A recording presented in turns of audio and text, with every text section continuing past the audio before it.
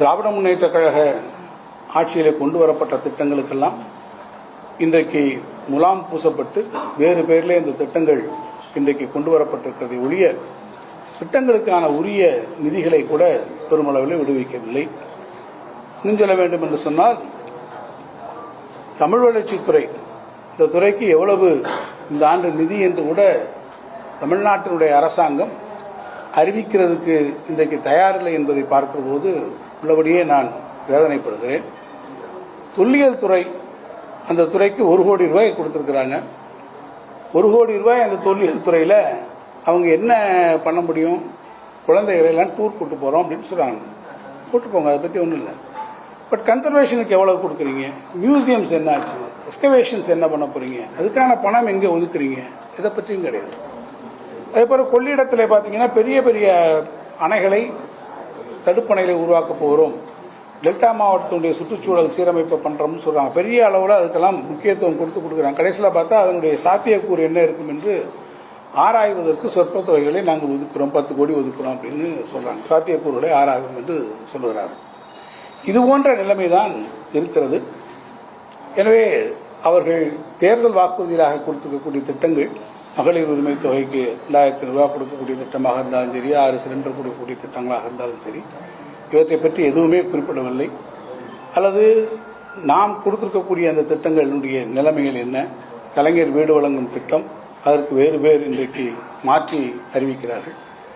எனவே திராவிட முன்னேற்ற கழக ஆட்சியிலே சொல்லப்பட்ட திட்டங்களுக்கு மாற்று பெயர்களை மாற்றி அமைப்பது ஒன்றுதான் நடந்திருக்கிறதை தவிர, அவர்கள் குறிப்பிட்டதைப் போல இந்த பட்ஜெட் என்பது ஒட்டுமொத்தமாக தமிழ்நாட்டு மக்களை ஏமாற்றம் அளிக்கக்கூடிய ஒரு பட்ஜெட் அமைந்திருக்கிறது என்பதை தரவுகளின் வாயிலாக நான் உங்களுக்கு எடுத்துச் சொல்ல விரும்புகிறேன். அதேபோல பள்ளிக்கல்வித்துறைக்கு கொடுக்கப்பட்டிருக்கக்கூடிய நிதி குறைக்கப்பட்டிருக்கிறது என்பதையும் சுட்டிக்காட்டியிருக்கிறார்கள். அவர் சொல்லுகிற போது நிதித்துறையினுடைய செயலாளர்கள் ஏற்கனவே ஒதுக்கப்பட்ட நிதி முழுமையாக செலவழிக்கப்படவில்லை, நாட் எக்ஸ்பெண்டட் என்ற முறையிலே அவர்கள் சொல்லியிருக்கிறார்கள். ஒதுக்கப்படக்கூடிய நிதி இருக்கும். அந்த சூழ்நிலைகளில் ஏதாவது ஒரு காரணங்கள் வந்திருக்கலாம், அந்த காரணங்கள் வாயிலாக அது தடைபட்டிருக்கலாம். அப்போது ஏறத்தாழ நம்ம கடைசி வருஷத்தில் நம்ம கொண்டு வருகிற போது 12 மாதங்களுக்கு பதிலாக 10 மாதங்களுக்குள்ளாகவே அந்த பணத்தை நாம் ஒதுக்கி உடனடியாக இன்ட்ரீம் பட்ஜெட்டுக்கு வர வேண்டிய சூழ்நிலையில் கூட அப்போது இருந்திருக்கும்.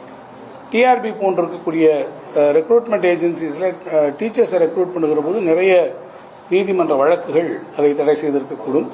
இப்படி பல்வேறு காரணிகள் இருந்திருக்குமே ஒழிய, பொதுவாக எனக்கு தெரிந்து, ஏன்னா நான் பள்ளிக்கல்வித்துறையுடைய அமைச்சராகவும் நான் பணியாற்றியிருக்கிறேன், தொடர்ந்து பள்ளிக்கல்வித்துறைக்கு அடுத்தடுத்த ஆட்சிகள் வருகிற போது எப்போதும் அதற்கான நிதியை குறைத்ததில்லை. கல்விக்கான வளர்ச்சியிலே கொடுத்திருக்கிறோம்.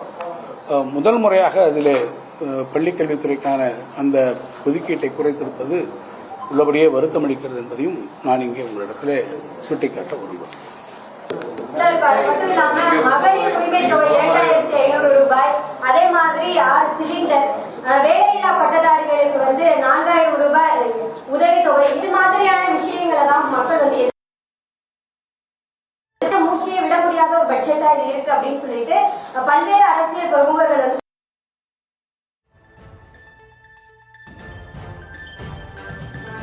பட்ஜெட்டை பத்தி மிகப்பெரிய மாற்றத்தை உருவாக்க போற பெரிய பட்ஜெட்டாக வரப்போகிறது என்று தெரிவித்தார்கள். ஆனால் எந்த அளவிற்குனா அவங்களையே அவர்கள் கூட சொல்ல விரும்ப,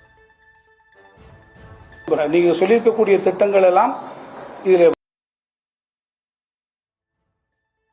மகளிர் உரிமை தொகை 1000 ரூபாய் நீங்கள் வழங்குகிறீர்கள், அவர் 2500 ரூபாய் கொடுப்பதாக சொல்லியிருக்கிறார்களே என்று நிறைய பேர் அது வரும் என்ற மிகுந்த ஆவலிலே இந்த ஆட்சிக்கு ஆதரவான மனநிலையை கூட இருந்திருக்கக்கூடும். ஆனால் ஒட்டுமொத்தமாக அனைவருக்குமே ஒரு ஏமாற்றத்தை இந்த பட்ஜெட் இன்றைக்கு அதை பற்றியான ஒரு பேச்சு மூச்சே இல்லை. அதில் பட்ஜெட்ல